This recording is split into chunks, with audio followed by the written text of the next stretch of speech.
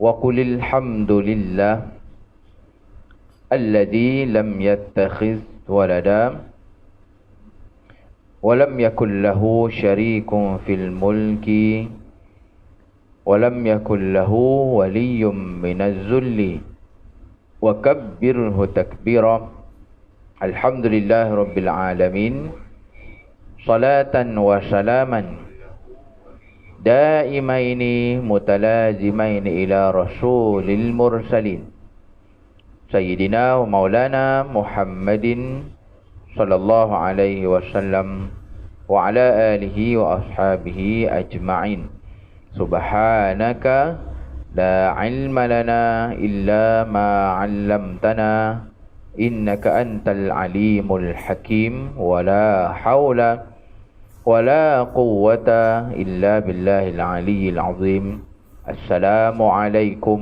ورحمة الله وبركاته. Alhamdulillah, muslimin, tuan-tuan, para hadirin, tetamu Allah Subhanahu wa ta'ala. Sama-sama kita mulakan majlis ilmu yang penuh keberkatan pada malam ini dengan kita lafazkan kalam-kalam dan kalimah-kalimah yang mulia, dengan sama-sama kita panjatkan setinggi puji-pujian dan setinggi kesyukuran kehadrat Allah Subhanahu wa ta'ala atas segala kurniaan, segala rezeki dan nikmat-nikmat Allah Subhanahu wa ta'ala yang masih lagi dipinjamkan, masih dipanjangkan, direzekikan kepada kita. Alhamdulillah, sampailah ke saat ini, tuan-tuan yang dirahmati Allah, kita bersyukur kerana masih lagi diberikan kesempatan, diberikan peluang, diberikan kesedaran dan kekuatan oleh Allah untuk terus kita istiqamah dapat melaksanakan segala titah perintah Allah Subhanahu wa ta'ala. Terutamanya tuan-tuan sekalian, dalam menghargai nikmat umur dan usia yang masih Allah pinjamkan kepada kita, dan begitulah cepat dan pantahnya masa yang berlalu. Rasanya baru je kita raikan awal Muharram, baru je kita raikan Mal Hijrah, dan setelah itu pula viral tempoh hari. Saya yakin siapa yang ada WhatsApp mesti dapat punya itu. Iaitu tentang puasa Ashura yang kebetulannya tahun ini berturut-turut, bersambung-sambung puasa Ashura tu dengan puasa Isninnya, puasa Kamisnya, puasa sebelumnya, puasa selepasnya. Dan malam ni tuan-tuan sekalian, dalam masa yang sama kita bahkan dah berada di penghujung bulan Muharram. Kita dah berada pada minggu terakhir bulan Muharram. Begitulah cepatnya masa yang berlalu. Mudah-mudahan umur yang direzeki ke Allah ini kita manfaatkan sebaik-baiknya sebagai persiapan untuk bertemu Allah Subhanahu wa ta'ala, insya-Allah. Alhamdulillah, muslimin sidang tetamu Allah, bersyukur kehadrat Allah malam ni kita dapat bertemu sekali lagi setelah mana dalam pertemuan lalu saya tidak dapat hadir, ada halangan yang tak dapat dielakkan, untuk terus sama-sama kita menyambung kisah yang baru sebenarnya. Kalau siapa ingat lagi lah, dalam pertemuan kita yang lalu, bulan lepas baru, yang mana boleh dikatakan kisah yang sempurna, diceritakan dalam satu surah. Berbeza seperti rasul-rasul yang lain. Rasul-rasul yang lain, tuan-tuan sekalian, ada di antaranya kisahnya berselerak di dalam berbagai surah. Dalam masa yang sama, ramai juga rasul-rasul yang tidak diceritakan Allah kisahnya daripada awal. Daripada awal ni maksudnya daripada kecil lah.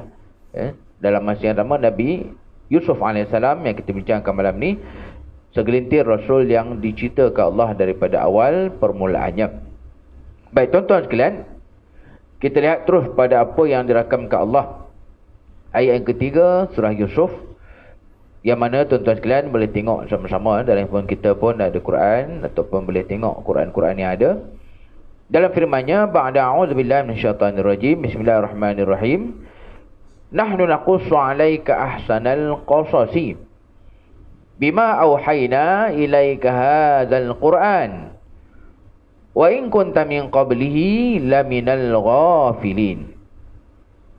Tuan-tuan yang dirahmati Allah, Dimulakan ayat kita pada malam ni dengan firman Allah, nahnu naqussu, kami berkisah ataupun bercerita kepada kamu wahai Rasul, wahai Nabi sallallahu alaihi wasallam. Baik, tuan-tuan sekalian, yang menariknya Allah guna perkataan naqussu, yang bukanlah maksudnya Allah turun dalam maksud hukum, macam biasa kan. Ramai kita faham Quran ni hukum, Quran ni tindakan, Quran ni dalamnya adanya dosa pahala. Bahkan di dalam Quran juga adanya kisah-kisah. Jadi Allah berkisah kepada Rasulullah sallallahu alaihi wasallam, dan ditegahkan Allah, ia bukan sekadar kisah, bukan sekadar cerita, tapi disebut oleh Allah Taala dengan firman-Nya ahsanal qasasi. Apa dia punya perkataan kan? Inilah perkataan yang selalu kita guna dengan maksud baik. Hasan, Hasan dan juga Husain, cucu baginda sallallahu alaihi wasallam, maksud asasnya adalah baik, sesuatu yang elok. Tapi bila dia letakkan alif di depan, ia duduk di dalam acuan. Bahasa kita panggil acuan lah. Dia duduk dalam acuan ataupun dalam wazan untuk melebihkan. Ahsana inilah acuan yang sama melahirkan perkataan yang kita dengar tadi. Dan kita akan dengar sekejap lagi, sekali lagi insya-Allah, iaitu akbar. Ahsan, akbar. Satu lagi yang popularnya daripada acuan yang sama di kalangan Melayu kita pun selalu sebut, iaitu afdal. Jadi ahsan, akbar, afdal, ia merujuk kepada maksud untuk membesarkan, melebihkan, ataupun bahasa Arab sebut tafdil, menjadikan benda tu lebih daripada yang lain. Dan inilah tuan-tuan sekalian, saya merujuk kepada salah satu perkataan tu yang selalu kita kaitkan dengan amalan, kan? Orang kita minat lah, ustaz apa yang afdal, ustaz macam ni afdal ke tidak, ustaz saya suka buat yang afdal. Satu perkara dan kalau kita ambil iktibar, janganlah semata-mata kita hanya mengejarkan afdal dan langsung tak buat apa-apa yang tidak afdal.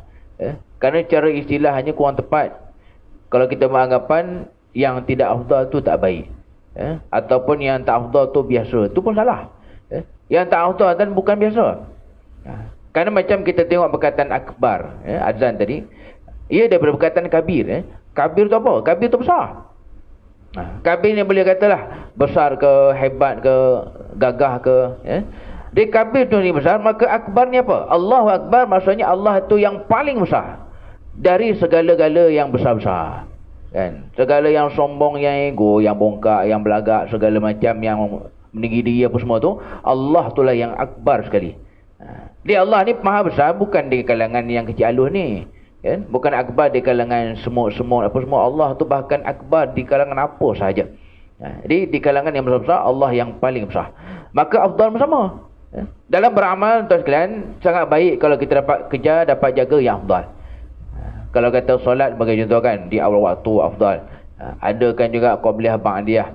Tapi jangan lupa, di sana ada juga amalan-amalan yang juga sunat, yang juga berpahala, cuma mungkin dia tidak afdal. Tapi tetaplah ia ada kelebihan. Sebab afdal tu maksud yang paling baik dari kalangan apa? Dari kalangan yang baik-baik lah. Itulah maksud afdal. Dia jangan kita pakai sifir, bila tak afdal je tak buat. Bila tak afdal je tak okey. Bila tak afdal je tak elok. Itu lagi salah. Bila tak afdal bukan maksud tak elok. Ia bahkan benda yang baik, benda yang lebih lah tu. Cuma afdal tu yang paling lebih. Itu maksud. Bila mana Allahu Akbar, maknanya Allah tu akbar daripada segala yang kabir, yang besar. Baik. Dan kisah ni pun kata Allah ahsan. Ia adalah kisah terbaik dari kalangan kisah yang baik-baik belaka. Kita tahu semua di dalam Al-Quran tu semuanya cerita-cerita yang baik, cerita-cerita yang hebat. Dan inilah yang ditafsirkan oleh para ulama. Apa yang dimaksudkan ahsan di sini? Sebahagian besar ulama-ulama tafsir menunjukkan bahawasanya ahsan ini terbaiknya kisah ini sebenarnya bukan cerita ini yang terbaik. Ini menurut pandangan Imam Ibn Katsir dan ulama-ulama tafsir yang lain, ahsan terbaik yang ini yang dimaksudkan Allah ini adalah semua cerita Al-Quran. Itu penting kita kalau tengok dalam terjemahan macam boleh faham, tapi hati-hati, takut-takut faham kita tersilap. Jadi kalau tuan-tuan tengok terjemahan, mungkin ada yang beranggapan kisah terbaik itu adalah kisah Nabi Yusuf.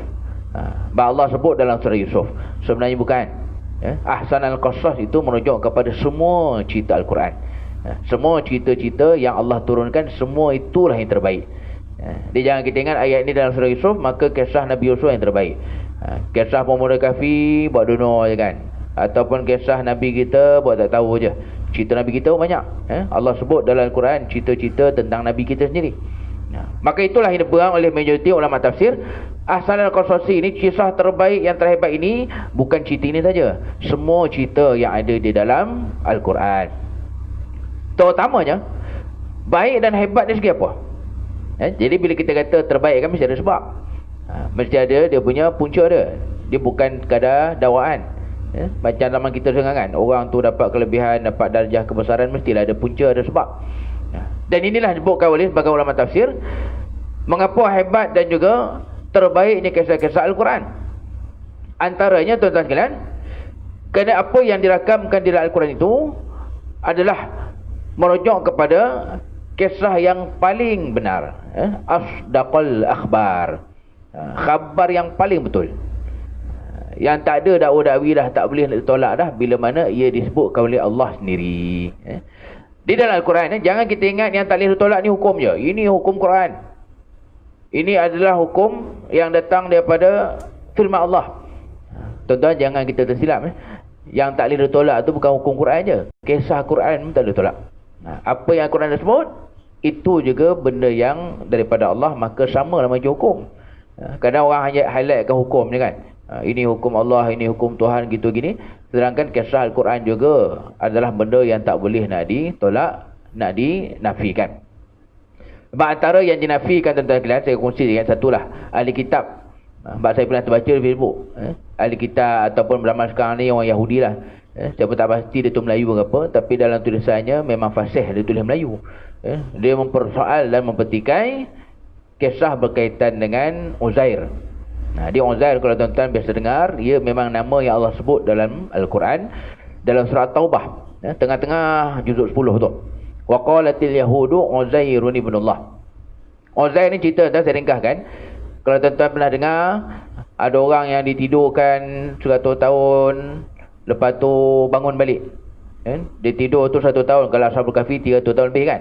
Ini 100 tahun ditidurkan Allah, dalam keadaan dibangun balik tu, keldai dia macam itu juga, bekal dia pun macam itu juga. Bila dia balik kampung, terkejut orang kampung. Kawan-kawan dia semua dah tua-tua, ada yang dah mati, awak ni elok muda lagi. Jadi kalau tuan-tuan nak tahu lebih lanjut, Google je lah, nama Uzair. Uzair ni Allah sebut di Al-Quran. Yang mana orang Yahudi dan masyarakat ada yang persoalkan, betul ke Quran yang kata yang kami baca macam lain, Uzair yang kami pegang ni macam lain. Kerana ia adalah satu daripada Nabi-Nabi Yahudi, Uzair ni. Kerana memang orang Yahudi ni banyak dihantarkan Rasul. Salah satu Rasul yang dihantar kepada Yahudi adalah Uzair. Baik, jadi itu contoh. Konon-kononnya mereka tahu apa yang sebenar, dipersoalkan kisah Al-Quran. Sedangkan ditegaskan oleh para ulama, apa saja daripada Al-Quran, termasuk cerita, termasuk kisah, semuanya adalah benar. Kerana ia asdaqal akhbar, khabar yang paling benar. Itu yang pertama, kenapa kisah Al-Quran tu kisah-kisah yang terbaik dari segi sumbernya. Kita dari segi sumber, dan bila dapat sumber pertama kan, orang kata sumber asal, memang itulah yang kita pegang. Daripada khabar-khabar, daripada benda-benda yang tak pasti, dapat pegang yang betul tu, yang tu sedap tu. Itu yang disebutkan di sini. Kemudian yang kedua, mengapa ahsanul qasas lah segala kisah Al-Quran? Kerana ia disampaikan, diberitakan kepada kita dengan ablaghul asalib, dengan gaya bahasa yang paling, orang kata menusuk lah, dengan gaya bahasa yang paling mendalam, yang paling menusuk. Itulah yang kedua, mengapa kisah-kisah Al-Quran ni kisah yang terbaik. Gaya bahasa dia pun bukan calang-calang. Gaya bahasa Al-Quran adalah gaya bahasa yang sangat tinggi dan juga sangat hebat. Bayangkan orang Arab yang terror bahasa Arab, mestilah terror bahasa Arab. Tapi zaman Nabi, dan orang Arab yang terror bahasa Arab pun menganga bila mendengar ayat-ayat Al-Quran dibacakan oleh Rasulullah SAW. Jadi kalau kita, dan kita orang Melayu duduk jenaris dia menganga dengan Al-Quran, tak ada benda kan. Memang kita tak tahu apa bahasa Arab kan, mahir sangat bahasa Arab pun. Jadi kita melangok tak faham apa tu biasalah, sebab kita orang Melayu kan. Zaman Nabi pun dah berlalu, nak kata kita ni keturunan Arab pun tak ada juga kan. Jadi bayangkan hebatnya bahasa Al-Quran sampai ke orang Arab pun termenung mendengarkan apa yang dibaca oleh Rasulullah sallallahu alaihi wasallam. Itu yang kedua. Disebutkan Allah dengan gaya bahasa yang luar biasa, gaya bahasa yang hebat, cantik. Saya terbaca itu. Antara kehebatan Al-Quran dan segi bahasa ni, Allah menyebutkan sesuatu tu dengan penuh seni, penuh gaya, hatta dalam perkara-perkara sains dan fakta-fakta kehidupan. Kalau tuan-tuan ada yang hadir malam ni, mungkin orang sains, bekas lecturer ke, ataupun kalau kita baca dan apa-apa artikel sains, selalunya apa-apa berkaitan sains ni, mana dia orang sempat fikir gaya bahasa dah. Dia pakai bahasa direct je kan. Matahari sekian-sekian, bulan sekian-sekian. Tak ada dah nak cerita pasal matahari, tapi dia bersastra dulu, bergurindam dulu, ceritanya apa? Pasal bulan. Dia berpantun dulu, ceritanya apa? Ceritanya pasal air pasang, air surut. Kita baca air pasang surut, macam itulah bahasanya. Barangkali sains tu sains lah. Kalau kata sastra tu sastra lah. Tapi Al-Quran bahkan sebaliknya, semua ada. Cerita pasal fakta-fakta dan cerita pasal sains pun disebutkan dengan gaya bahasa yang tinggi. Itulah bezanya. Kita zaman sekarang kalau jumpa saintis ke apa ke, dia punya hebat tu bab dia lah. Kalau bersastra ke apa tu tak ada lah dia minat kan. Dia bab apa? Bab dia orang sains. Itu yang juga disebutkan di sini. Ia bukan sekadar cerita, bukan sekadar kisah, tapi disampaikan dengan keindahan bahasa yang luar biasa. Itu perkara yang kedua. Baik. Kemudian yang ketiganya, hebatnya kisah-kisah Al-Quran ini, ia bukan sekadar cerita dan kisah, tapi Allah mendatangkan sekali al-ibar wal-izad. Otomatik semua kisah Al-Quran ada pengajaran, ada iktibar, ada pedoman-pedoman. Dan inilah kita jaga-jaga tuan-tuan sekalian, jangan terlalu obses dengan fakta-fakta. Ini zaman sekarang kan, orang obses dengan fakta, itu yang akhirnya dia terjebak dengan semua benda nak dalil belaka. Saya nak dalil, tak ada dalil, saya tak nak buat. Tak ada dalil yang jelas sahih, saya tak minat nak buat. Sedangkan kisah Al-Quran juga tuan kena ingat, banyak je yang Allah tak sebut secara detail pun faktanya. Sebab apa? Sebab antara tujuan kisah Al-Quran tu salah satunya untuk pengajaran dan juga iktibar. Itu yang disebutkan sini. Maka jangan sekadar tumpukan fakta. Ustaz Ashabul Kahfi ni 7 orang ke apa ke, siapa nama Ustaz? Kan? Ada tanya kalau Ustaz kan, Ustaz menjenuh nak menipu benda lah jawapan ni. Dalam keadaan tiba-tiba dia tanya nama pula. Nama pun dah Kahfi tanya. Orang tu bukan mati semalam, mati lama dah. Itu contoh. Akhirnya dia obses dengan fakta-fakta yang bahkan Al-Quran tak sebut. Dia bila Al-Quran tak sebut, ia bahkan bukanlah perkara yang terlalu penting. Yang utama daripada kisah Al-Quran tu, yang ketiga ini, pengajarannya, iktibarnya kepada kita. Kita bayangkan Allah sampai cerita kepada kita kisah bahtera Nabi Nuh, kisah banjir besar dan sebagainya. Yang Allah ada sebutlah sampai nama bukit pun. Tuan-tuan boleh jumpa dalam Al-Quran pun, bukit di tempat mendaratnya kapal tu Wastawat alal Judi. Bukit Judi namanya. Tapi kalau tuan-tuan cari mana bukit, kawasan mana, benua mana, apa tempat, koordinat ke benda, memang tak ada lah. Itu yang menunjukkan keutamaan kisah Al-Quran adalah untuk diambil pengajaran-pengajaran dan pedomannya.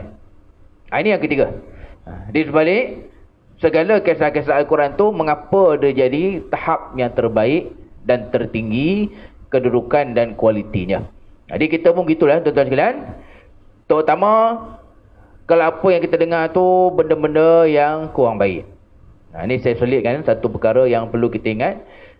Seolah-olahnya ulama mengeluarkan antara pengajarannya, kisah Al-Quran juga tuan sekalian kalau boleh terpakailah dalam kehidupan kita. Contohnya apa? Contohnya kalau kita dengar apa-apa yang tak baik daripada jemaah kita, daripada jiran-jiran kita kan, kita dengar yang kurang baik, kurang elok, cubalah kita ambil iktibar kisah Al-Quran, kita tinggalkan je lah cerita itu. Bagikan tuan sekalian, benda buruk ni jangan kata orang lain, kita orang banyak. Itu je. Bezanya apa? Bezanya cerita orang tu terbuka kepada awam, cerita kita belum terbuka. Itu je. Macam saya tuan boleh duduk depan tuan ni sebab apa ni? Boleh duduk depan tuan sebab Allah tutup aib saya. Ditutupkan aiban kita ni, apa ni duduk depan dengan. Dalam keadaan kau kata berlaku lah apa-apa, mungkin tak datang lah kuliah kot. Sebab apa? Viral benda bukan-bukan. Viral benda tak elok. Dibuka aib kita oleh Allah Subhanahu wa ta'ala. Di pada akhirnya, apa saja berita, khabar dan juga apa yang disampaikan, ambillah cara Al-Quran, iaitu kita utamakan pengajarannya, utamakan iktibarnya. Dia Allah boleh cerita belaka. Dalam masa yang sama, kita tak nafikan ilmu Allah tu sangat hebat. Tapi antara perkara yang ulama sebut kan, kalau Allah cerita semua, boleh jadi Al-Quran tu tidaklah 30 juzuk. Berapa juzuk jadi tak tahulah. Sekarang ni ayat Quran tu 6, 2, 3, 6. Kau cerita belaka semua fakta-fakta apa semua, tak tahu berapa ribu ayat Quran. Kalau nak layan lah, kehendak manusia. Kenapa ni cerita tak habis? Kenapa ni nama tak ada? Kenapa ni lokasi tak ada? Sebab tujuan utama disampaikan ayat Allah itu ialah untuk diambil pengajaran dan juga pedomannya. Baik, inilah kita ambil 3 perkara yang saya simpulkan. Banyak lagi sebenarnya. Mengapa kisah-kisah Al-Quran dia berada pada tahap kisah terbaik, kisah terhebat. Dia asal Al-Qasas, kalau siapa yang tengah tengok ni, ia bukan merujuk kepada kisah Nabi Yusuf ni, tapi dipegang oleh ulama tafsir. Ia dikaitkan dengan semua cerita-cerita di dalam Al-Quran. Semuanya terbaik, semuanya kisah yang terhebat. Baik, tuan-tuan macam Allah. Lalu disebutkan lagi dalam firman-Nya, bima auhayna ilaika hadzal Quran. Ya Allah sebut pula apa yang disampaikan ini, ia juga salah satu daripada bentuk-bentuk wahyu. Memang ada perkataan wahyu situ. Kalau siapa yang tengok Quran ni boleh tengok situ. Yang pertama huruf waw, yang kedua huruf ha, yang ketiganya huruf ya. Dia kita boleh ambil daripada perkataan ini, tuan-tuan sekalian. Ini adalah satu penegasan daripada Allah Ta'ala. Bila kita sebut wahyu, ia merangkumi semua. Semua apa yang disampaikan melalui Jibril alaihissalam. Jadi macam tadilah. Bila kata wahyu, janganlah fikir hukum hakam je. Bila kata wahyu, janganlah fikir dosa neraka je. Ataupun syurga neraka, dosa pahala saja. Wahyu tu merangkumi semua. Apa saja yang disampaikan melalui Jibril alaihissalam, termasuk cerita, termasuk jawapan-jawapan. Kalau tuan-tuan lihat, ada juga ayat Quran yang turunkan Allah untuk menjawab soalan pun ada. Menjawab soalan para sahabat, menjawab aduan pun ada. Ini yang kita boleh tengok. Tuan-tuan boleh lihat ayat pertama daripada juzuk 28 ataupun surah Al-Mujadalah. Ayat tu adalah jawapan kepada aduan seorang muslimat di zaman Nabi dulu. Ini kita lihat. Maka disimpulkan semuanya itu adalah wahyu-wahyu Allah Subhanahu wa Ta'ala. Jadi ia adalah satu penegasan yang kuat, bahawasanya apa je daripada Al-Quran darjatnya tinggi. Tak boleh kita nak buat main, tak boleh setakat tengok terjemahan gitu saja, ataupun sekadar kita ambil zahir semata-mata. Inilah tuan-tuan sekalian, saya minta maaf kalau ada berlaku di tempat inilah, ataupun berlaku di mana-mana. Satu perkara yang banyak juga dibuat, saya rasa sebelum PKP dulu, sekarang ni mungkin kurang lah.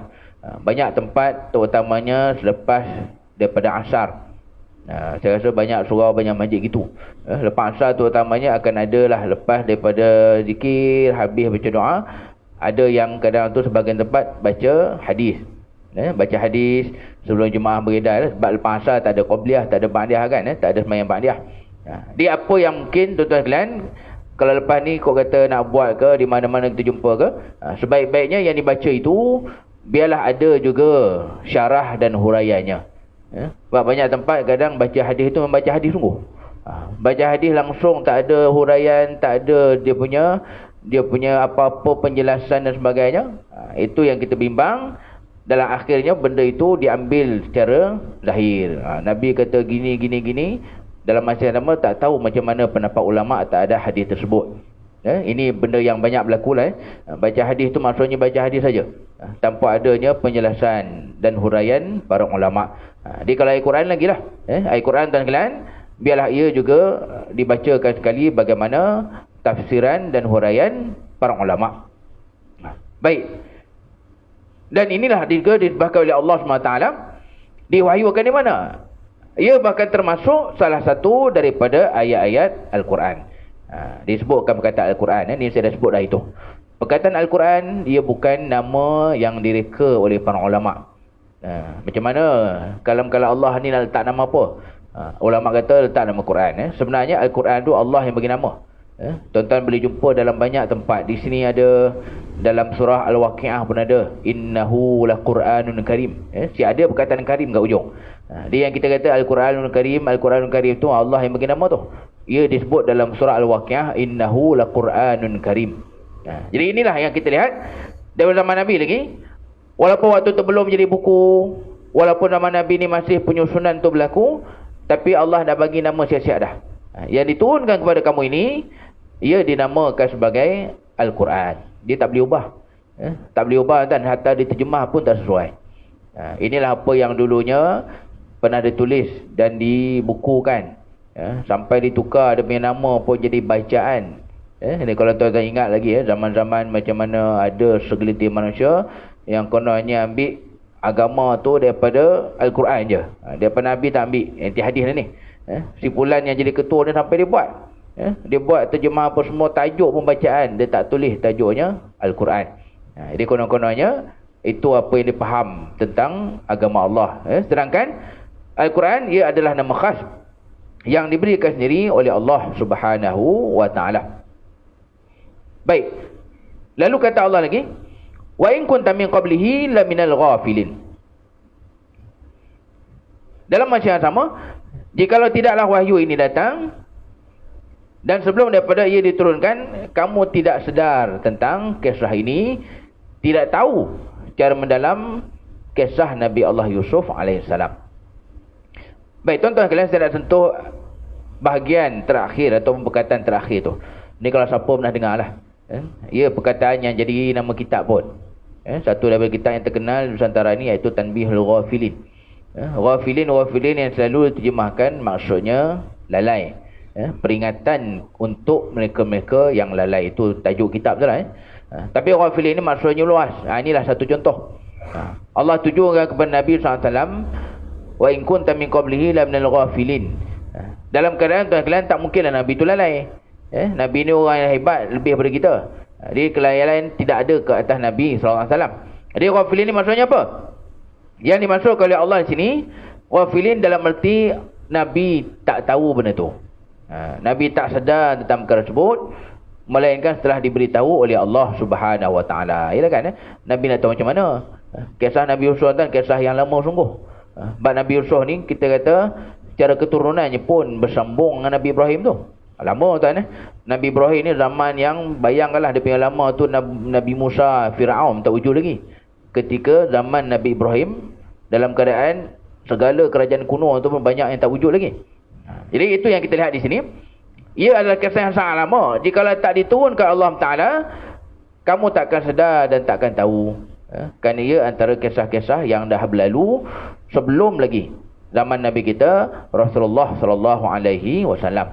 Nah, ini yang saya sebut tadi. Walaupun mungkin pernah dengar, kalau tuan-tuan pernah terbaca, ghafilin ni rasanya lalai. Dia jangan kita pakai borong semua. Dia tak semua ghafilin tu lalai. Itu macam saya sebut tadi, maka tengok apa yang ditafsirkan oleh para ulama. Jadi tak adalah Nabi tu lalai.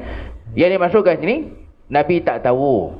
Nabi tak pernah dengar, melainkan setelah diturunkan Allah Subhanahu wa ta'ala. Ini kita lihat apa yang dirakamkan dalam ayat 3 ini. Allah menegahkan begitulah tingginya kedudukan kisah-kisah Al-Quran. Dia untuk memuliakan, dan jangan kata ayat Quran, jangan kata hukum, kisah Al-Quran pun kita kena muliakan. Salah satu caranya, seperti yang saya sebutkan tadi, kita tinggalkanlah apa-apa yang tak disebutkan. Terutama cerita ni bukan benda-benda boleh reka. Cerita Nabi, cerita Rasul bukan benda yang boleh dibuat-buat, ditambah-tambah saja-saja gitu. Dia bila Allah dah kata ini yang terbaik, kita ambil lah apa yang dah disebutkan gitu. Tak perlu tambah-tambah pula kan. Tak perlu tanya pula, Ustaz, lepas tu Nabi Yusuf ni kahwin dengan siapa pula Ustaz? Sebab kalau tuan-tuan perasan, dulu-dulunya gitulah. Kita bayangkan Nabi Yusuf ni popular di kalangan kita ni, terutamanya waktu kenduri kahwin. Dalam kad kahwin bersepah doa kan, yang dianggap berkahwinlah Nabi Yusuf tu dengan Zulaikha kan. Ini cerita yang nanti kita akan jumpa lah. Saya pun tak tahu macam mana. Sebab kalau nanti kita jumpa Zulaikha ni, kalau kita lihat, ia adalah perempuan yang menyebabkan Nabi Yusuf kena penjara. Punya jahat tu, dia yang menyebabkan Nabi Yusuf kena penjara. Macam mana lah lepas tu kahwin pula dia dengan Nabi Yusuf AS kan. Ini benda yang kadang dulu-dulu sampai jadi doa waktu kena kahwin apa semua. Entah ia tidak kahwin mereka tu, kita lah yang kahwinkan dia orang kan. Seperti Yusuf dan Zulaikha, entah ia tidak kahwin. Itu yang kita lihat orang kita macam tu lah. Yang minat sungguh benda-benda gitu. Takkan pasal-pasal berkahwin dua orang tu. Ini benda yang nanti kalau panjang umur kita akan lihat adakah benar berlakunya perkahwinan tersebut. Tapi yang jelas nyatanya Al-Quran tak menceritakan bagaimana perkahwinan berlaku kepada Nabi Yusuf AS. Baik, sikit lagi kita lambung. Lalu kata Allah, "Idh qala Yusuf li abihi ya abati inni ra'aitu ahada asyara kawkaban wasyamsa wal qamara ra'aituhum li sajidin."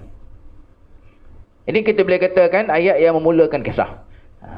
Tiga ayat pertama tadi adalah apa yang Allah nak sebut. Dia mula cerita, start cerita ayat keempat. Ingatlah peristiwa ketika mana Yusuf berkata kepada bapanya. Bapanya pun Nabi juga, ya, Rasul juga. "Ya abati inni ra'aitu ahada asyara kawkaban wasyamsa wal qamara." Wahai ayahandaku, sungguhnya aku melihat dalam mimpiku ada 11 bintang, ada matahari sekali, ada bulan, yang mereka semua tunduk memberi hormat kepadaku.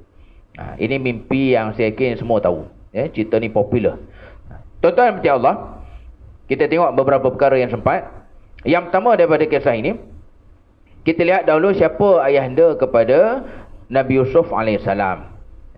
Yang kita boleh katakan, ia memang jalur keturunan yang mulia, sebab ada satu hadis sahih yang dinukilkan dalam kitab Tafsir Al-Wasit ni. Satu hadis Nabi SAW, Nabi kata apa? Al-Karimu Ibnu Al-Karimu Ibnu Al-Karimu Ibnu Al-Karimu. Karim ni kalau tuan-tuan biasa dengar, ataupun nama orang kita Karim kan, Karim ni maksudnya mulia. Dia Nabi bin kan 4 orang Karim. Karim bin Karim bin Karim bin Karim. Mulia bin Mulia bin Mulia bin Mulia. Dia bin Mulia bin Mulia itu mula daripada Nabi Yusuf AS. Yusuf bin Yaqub bin Ishaq bin Ibrahim. Jadi kalau kita tengok salah silahnya, Nabi Yusuf ni adalah cicit kepada Nabi Ibrahim AS. Nak dapat mana tuan? Dia punya mulia tu jangan kata dia je, tok dia pun mulia, bapak pun mulia, moyang pun mulia, kan? Ini orang kata itu yang sampai Nabi sini sebut. Tak adalah seperti itu. Kemuliaan yang bersambung-sambung sampai 4. Bermula daripada Nabi Yusuf AS, kemudian ke ayahandanya Nabi Yaqub, kemudian ke datuknya Nabi Ishaq, dan kemudian bersambung pula kepada Nabi Ibrahim AS. Ini yang pertama daripada ini. Hadis sahih yang Nabi sendiri tegakkan, inilah salah silah yang mengumpulkan segala kemuliaan dan juga kehormatan. Jadi kalau kita dan kita kata berbangga dengan keturunan lah, salah silah lah, keluarga lah, dia punya family tree lah, apalah, yang dulunya ada Rasul yang bersambung kehormatan Rasul-Rasul tu sampai 4 orang. Itu yang kita lihat. Yang pertama di sini, maka memang sahih, Nabi Yusuf AS nasabnya benar-benar bersambung dengan Rasul-Rasul yang mulia. Kita katakan sampai 4 orang yang mulia, sehingga disebut sendiri oleh Allah, oleh Nabi SAW. Baik, tuan-tuan macam Allah, satu lagi perkara yang mungkin kita perasan, Nabi Yaqub ketika ini baginda masih lagi belum ditimpa musibah. Dalam tafsir nanti kita akan sebut, dikarenakan sedih sungguh Nabi Yaqub ni sampai buta matanya, waktu Nabi Yusuf ni hilang lah. Di waktu ni baginda masih sihat, masih sihat, masih normal. Maka berlakulah dialog ni. Dialog ketika mana Nabi Yusuf masih remaja, baginda melihat di dalam mimpi adanya matahari, bulan, bintang-bintang yang tunduk kepada Nabi Yusuf AS. Baik, kemudian yang kedua tuan-tuan sekalian, apa yang dilihat oleh baginda dalam sabda atau firman Allah ni, ra'aitu. Ra'aitu ni kalau kita tengok terjemahan betulnya, nampak mata. Macam saya nampak je lah. Tuan-tuan nampak saya ke depan, saya nampak tuan-tuan. Itulah maksud ra'aitu tu. Tapi ia merujuk kepada baginda AS yang melihat perkara ini di dalam mimpi. Dan apa yang dilihat dalam mimpi, dan kalau ada dia punya maksud, ada dia punya huraian mimpi tu, ia disebut dengan istilah ta'bir mimpi. Bukan tafsir. Yang lebih tepatnya adalah ta'bir. Tadbir bukan. Kalau ejaan Jawinya ta'ain.